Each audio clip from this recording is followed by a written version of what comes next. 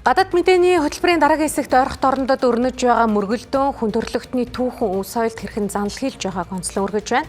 Израиль болон Хезболла бүлэглэлийн хооронд өрнсөн дайн 4 сар орчим үргэлжилсэн. Цэргийн ажиллагаа нь бүс нутгийн дэд бүтэц энгийн иргэдэд асар их гар цохирол учруулсан юм.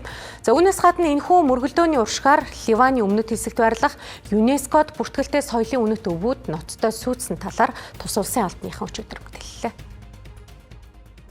Ливаны соёлын сайд Гасан Саламе энэ талаар албан ёсоор мэдээлэл хийжээ. Түүний мэдээлснээр Израилийн халдлагад олон чухал түүхэн газар өртөж, үнэлж баршгүй хохирол учирсан байна.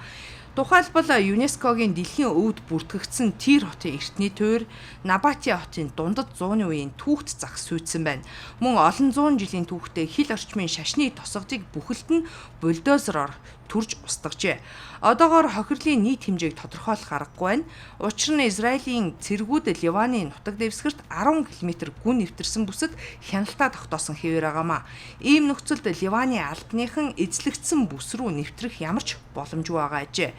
Орчин үеийн Лива улсын нутаг дэвсгэр бол Финик, Визант, Ром, Перс, Османы эзэнт гүрэн зэрэг олон эртний соёл иргэншлийн огтлцол болж байсан түүхтэй. Энэ ч утгаараа асар их түүхийн өвийн өлгийн нутаг гэж хэлж болох юм.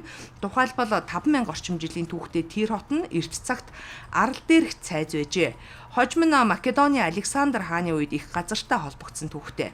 Харин Израилийн цэргийн хүчин эдгээр түүхэн дурсгалт газруудад Хезболла бүлэглэл зэвсгээ нуусан гэсэн тайлбар өгч байна. Иймд цэргийн зайлшгүй шаардлагаараа нарийн хяналтайгаар эдгээр түүхэн газруудад цохилт өгсөн гэж тайлбарлаж байгаа ажээ. Гэвч Ливаны эрх баригчид дундад зууны үеийн Бофорт цайз зэрэг түүхэн газруудад зэвсэг нуусан гэх мэдээллийг эрс нэцсэн юм а. Энэхүү нөхцөл байдалтай холбогдуулан ЮНЕСКО-гоос яаралтай мэдээлэл гаргаж олон улсын өндөржүүлсэн хамгаалтанд байдаг Тир хотын туур болон бусад цайзуудад дайралт өгсөнд гүнээ санаа зовниж байгаагаа илэрхийлжээ. Ийхүү хэдэн мянганыг өртөөлөн ирсэн хүн төрөлхтний үнэт өв устгагдах ноцтой аюулд ороод байна. Тиймээс Ливаны засгийн газар цаг хугацаа алдахгүй тулд яаралтай тусламж хүсжээ. Тэд Тир хотын туурийг аюулд өртсөн дэлхийн өв буюу статус ахиулан бүртгэхийг ЮНЕСКОд албан ёсоор уламжилжээ. Ингэснээр Лива улс олон улсын хамтын нийгэмлэгээс илүү өндөр түвшний хамгаалалт шаардах боломжтой болж байгаа юм а. Хэдийгээр гал зогсоох гэрээ хэрэгжиж байгаа ч энэ мэтчлэн олон зууны түүхтэй хот тосготыг системтэйгээр устгасан байна.